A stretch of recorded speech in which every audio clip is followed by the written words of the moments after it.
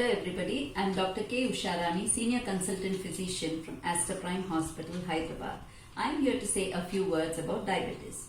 Diabetes is a chronic disease caused due to the deficiency of insulin secretion from the pancreas or because of the body's inability to use the insulin that has been secreted. There are several types of diabetes: type 1 diabetes, type 2 diabetes, gestational diabetes, MODY, LADA, and ketoacidosis prone diabetes. The type 1 diabetes is usually seen in children and is because of the deficiency of insulin production. The type 2 diabetes is more commonly seen in the adults, and it is because of the inability of the body to utilize the insulin that has been secreted. And the gestational diabetes is diabetes that is seen in pregnancy. Now, at the end, all of these diseases present with the same single thing, hyperglycemia, that is high blood sugar in the patient. So, there are several symptoms that a patient can present with, that is excessive thirst, frequent urination, excess hunger, fatigue, and delayed wound healing. The type 1 diabetics, however, may just present with recurrent vomitings and altered sensorium or even coma. The most important thing for us to remember here is that there are several diabetics who may not have any of these symptoms at all, and so the importance of being tested to rule out diabetes. Now, as for the estimates and the statistics, by the year 2030, globally there are almost 400 million diabetics are expected to be there. And of these 400 million diabetics that are likely to be there globally, 1/4 of them, that is almost 100 million diabetics, are likely to be from India. Now, what makes Indians so prone for diabetes? It is a combination of a few factors. The genetic makeup of the Indians makes them 4 times more prone to be diabetics compared to the Europeans. Also, the Indian diet is very rich in carbohydrates and saturated fats.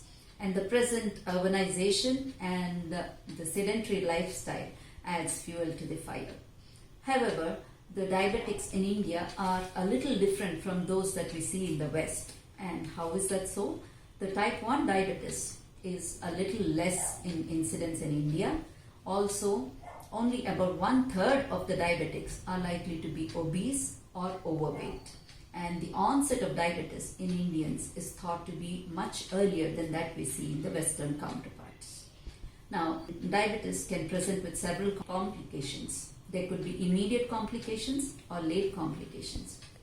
The immediate complications are more to do with the fatigue and the poor lifestyle they are likely to lead, or due to recurrent infections and delayed wound healing. The late complications of diabetes could be because of the effect on the large blood vessels or the small blood vessels. The large blood vessel problems would present like heart attacks, strokes, or peripheral vascular diseases leading to amputations.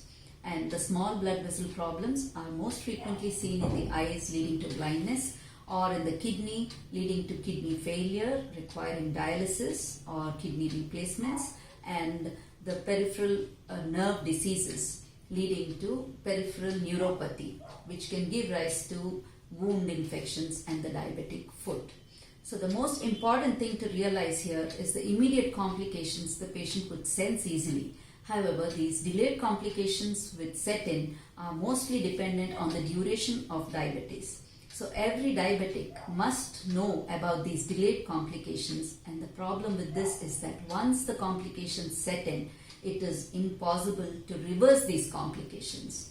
So, looking for these complications at the earliest and having a tight sugar control is what would give a good quality of life to any diabetic.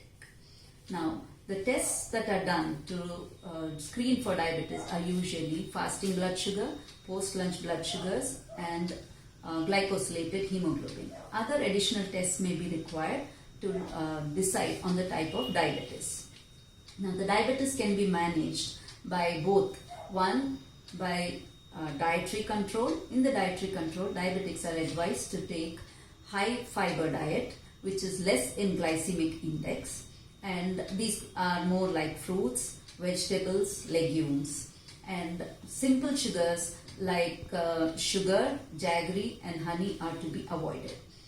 Artificial sweeteners like sucralose, aspartame, saccharin can be used. The most important thing here is aspartame is not to be used while cooking and with hot food. And an exercise, regular exercise of almost half an hour to 45 minutes daily would help the diabetic a long way. Maintaining ideal body mass index is very, very important in a diabetic. In addition, smoking, alcohol should be avoided in diabetics. So after these things are done as the first step, the next step would be to put the diabetic on medication if required. So the medication could be oral hypoglycemic agents. There are several of them, and that needs to be titrated and decided by the physicians. Or the patient could require insulin. So once these things are managed, the patient needs to be under a regular follow-up, and screening needs to be done for any diabetes related complications, as these need to be detected at the earliest. Almost 1 million people die every year of diabetes or its complications. Hence the importance of knowing about diabetes, screening and treating it at the earliest and judiciously is very, very important.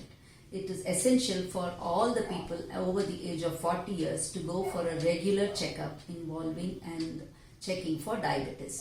In addition, those who have a strong family history of diabetes or any of the symptoms and signs that I have already said should also have themselves checked at the earliest. The take-home message from this is that there is no single proved age or time when one needs to screen themselves for diabetes. Everybody has to be careful and vigilant and be aware of this disease called diabetes and have it screened for and treated adequately. Thank you.